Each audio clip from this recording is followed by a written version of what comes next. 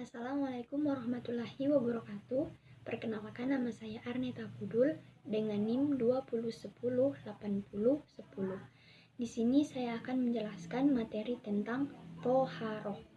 Pertama-tama, apa itu toharoh? Apa itu pengertian toharoh? Di dalam Islam, mensucikan diri dikenal dengan sebutan toharoh, yang secara bahasa berarti bersuci. Sedangkan menurut istilah, toharoh adalah membersihkan diri, pakaian, benda-benda lain dari najis dan hadas menggunakan cara yang sesuai dengan syariat Islam.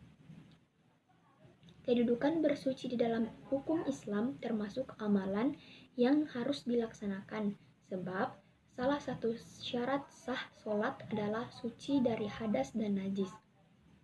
Hukum toharoh adalah wajib, sebagaimana telah disampaikan oleh Allah Subhanahu wa Ta'ala melalui firman-Nya, yaitu, "Hai orang-orang beriman, apabila kalian hendak melaksanakan sholat, maka basuhlah muka dan tangan kalian sampai siku, dan sapulah kepala kalian, kemudian basuh kaki sampai kedua mata kaki."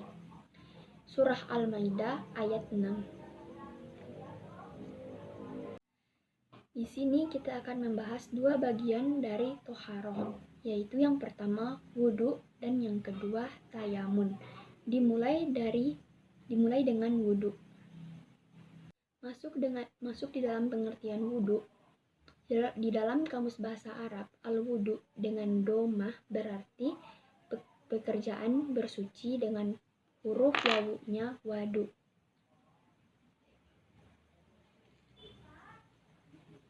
Berarti air yang dipergunakan untuk berwudu. Wudu menurut bahasa artinya bersih dan indah. Dengan menurut syara artinya membersihkan anggota wudu untuk menghilangkan hadas kecil, mengutip dari risalah tuntunan salat lengkap oleh Muhammad Rifai. Al-Imam Ibnu Atsir Al-Jazari rahimahumullah atau seorang ahli bahasa menjelaskan bahwa jika dikatakan wudu, maka yang dimaksud dengan air yang digunakan berwudu. Bila dikatakan wudu, maka yang diinginkan di situ adalah perbuatannya. Jadi wudu adalah perbuatan dan wadu adalah air wudu. Sementara itu, mengutip dari publikasi dari digilib.uinsby.ac.id, menurut Al-Hafiz Ibnu Hajar Asy-Syafi'i rahimahullah, kata wudu diambil dari kata al-wadu'ah atau kesucian. Wudu disebut demikian karena orang yang sholat membersihkan diri dengannya sehingga ia menjadi orang yang suci. Selanjutnya ialah masuk dalam pengertian tayamum. Tayamum adalah mensucikan diri sebagai pengganti wudu yang dilakukan karena tidak ada air. Mensucikan diri dengan cara tayamum dilakukan menggunakan tanah atau debu. Untuk diketahui, tayamum hanya boleh digunakan sekali dalam 1 kali sholat wajib. Sementara untuk sholat sunnah boleh digunakan berkali-kali asalkan belum batal. Syarat-syarat tayamum ada 4, yaitu sudah masuk waktu sholat, sudah berusaha mencari air tetapi tidak ada atau terlalu sedikit, dengan debu yang suci, serta berhalangan menggunakan air. Pertanyaannya, apakah cara wudhu kita sudah sesuai dengan tuntunan dan ajaran Nabi SAW?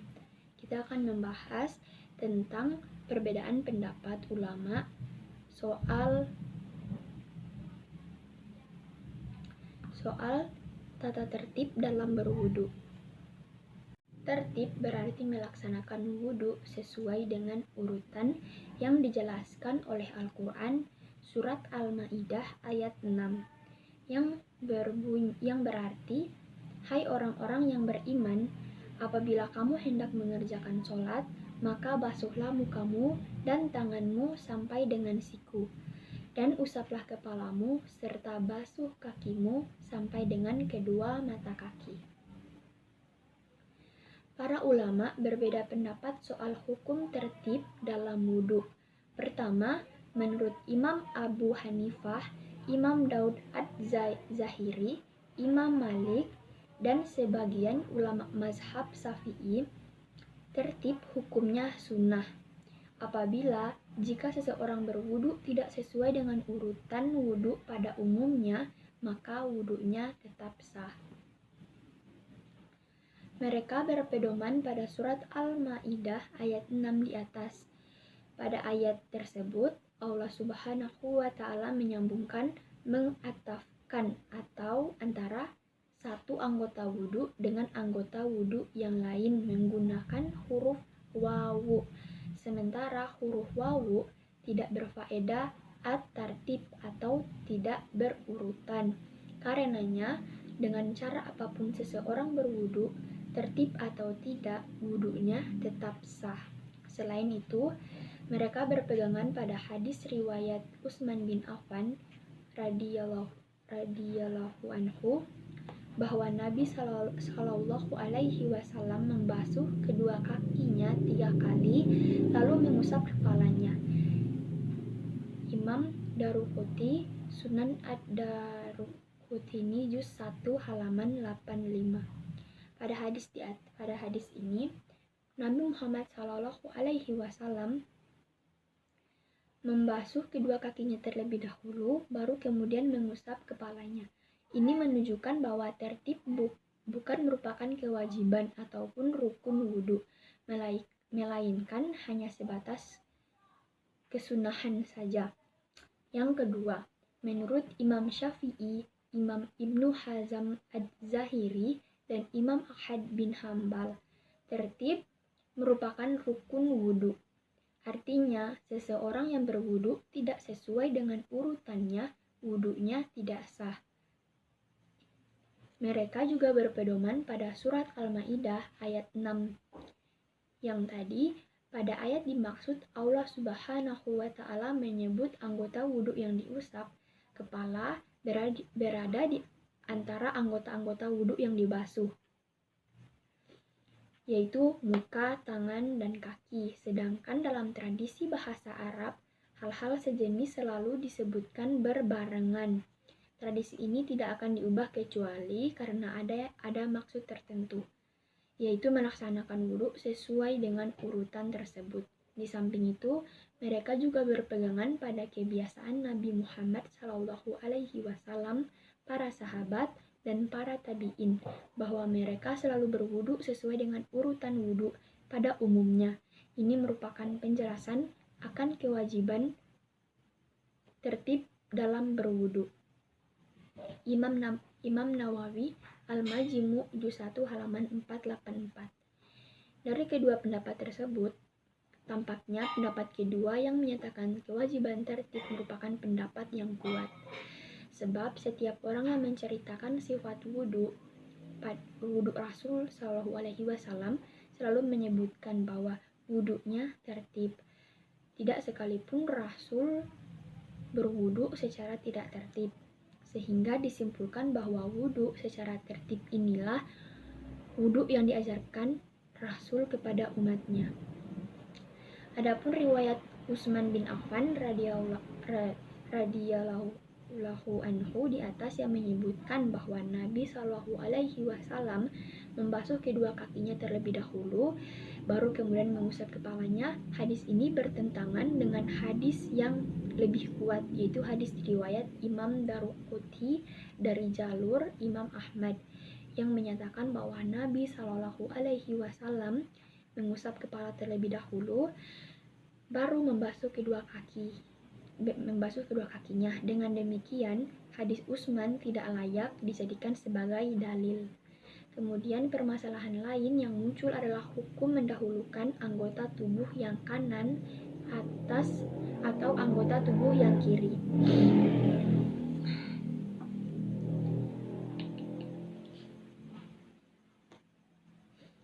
Menurut ulama Zahiriyah, hukumnya wajib. Sedangkan menurut ulama mazhab 4, hukumnya sunnah. Artinya, seseorang yang membasuh anggota tubuh sebelah kiri dahulu, baru anggota tubuh sebelah kanan, menurut mazhab Zahiri, wudunya tidak sah. Sedangkan menurut mazhab 4, wudunya tetap sah, tetapi kurang afdal, karena tidak mengikuti kebiasaan Rasulullah Shallallahu Alaihi Wasallam. Dari Aisyah radhiyallahu anha, dia berkata, Rasulullah Shallallahu Alaihi Wasallam suka mendahulukan bagian yang kanan ketika mengenakan sandal, menyisir rambut, bersuci, dan dalam segala urusannya. Lihat Hashim Jamil, Masail Minal Fakil Mukaran, Damaskus Darussalam 2007 halaman 123 sampai 128.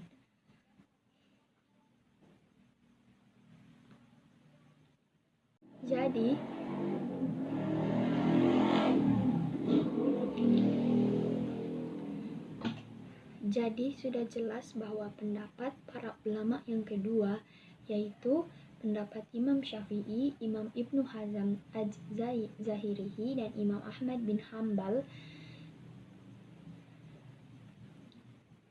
bahwa seseorang berwudu tidak sesuai dengan aturannya, wudunya tidak sah, dikarenakan mereka berpedoman pada surat Al-Maidah ayat 6, serta di samping itu mereka berpegangan pada kebiasaan Nabi Muhammad SAW. Selanjutnya kita akan masuk di hukum wudu bagi setiap umat muslim. Hukum melaksanakan wudu adalah wajib dilakukan oleh umat muslim ketika hendak melaksanakan ibadah sholat, tawaf di Ka'bah, dan menyentuh Mushaf Al-Quran seperti sabda Rasulullah dalam sebuah hadis.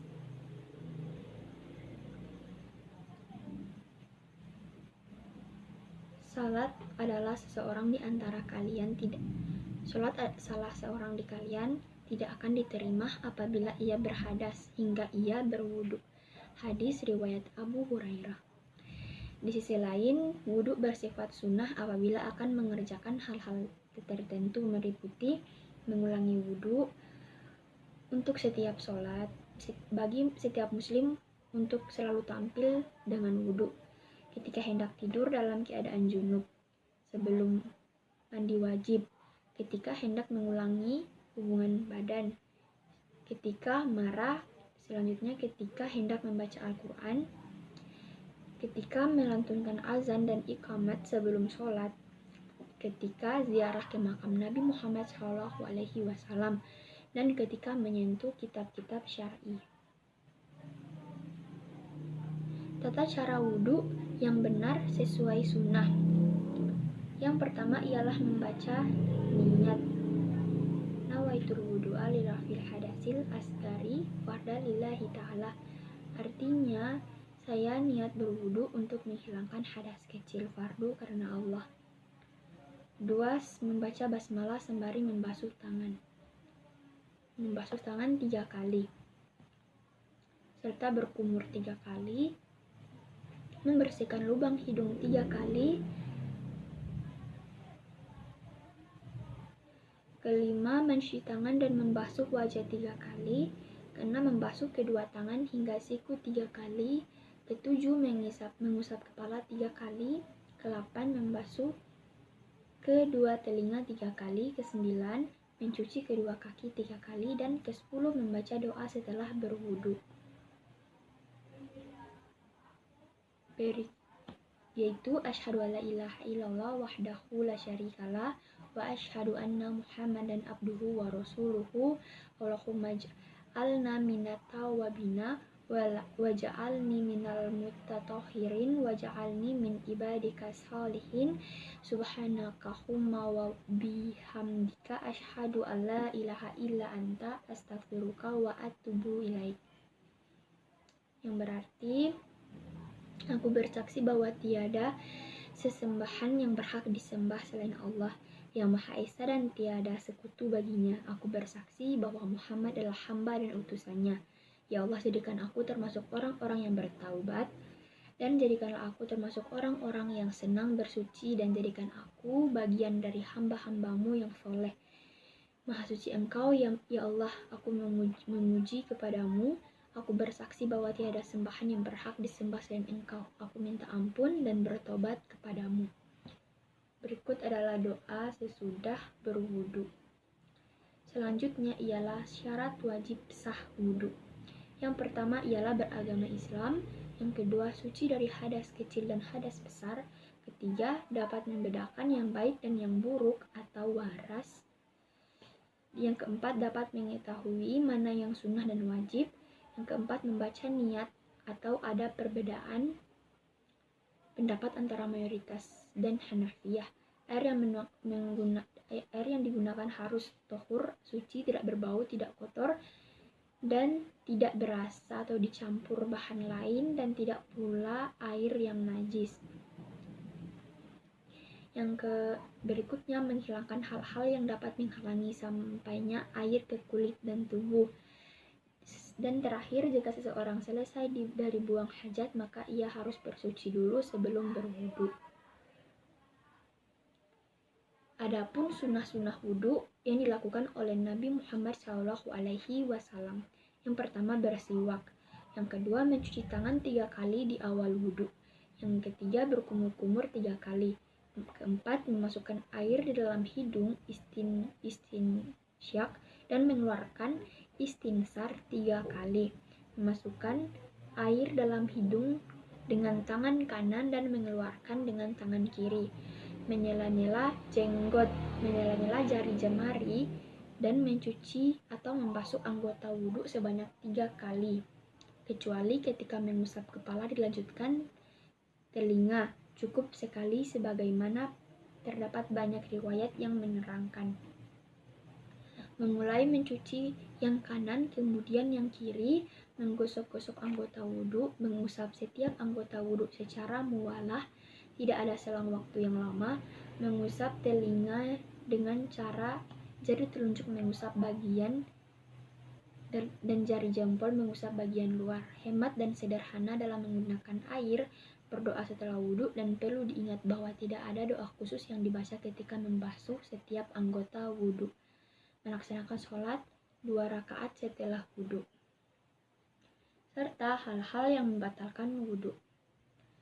Pertama, keluar sesuatu dari lubang kelamin atau kubul dan anus atau dubur berupa tinja, kencing, kentut, dan semua hadas besar seperti keluarnya air mani, madzi, jima, haid, dan nifas. Tidur lelap dalam keadaan tidak sadar dapat juga membatalkan wudhu. Selanjutnya, hilangnya akal karena mabuk, pingsan, dan gila. Selanjutnya, memakan daging unta, makan dabat, hati, lemak, ginjal atau sebagainya, menyentuh kawasan sekitar anus atau dubur, dan bagian kemaluan dengan telapak tangan atau jari yang tidak memakai penutup. Selanjutnya, bersentuhan laki-laki pada wanita yang bukan mahram antar kulit tanpa penghalang atau kain penutup. Demikian penyampaian materi saya mengenai toharoh. Semoga dapat bermanfaat bagi kita semua, termasuk diri saya sendiri. Saya pamit undur diri. Wassalamualaikum warahmatullahi wabarakatuh.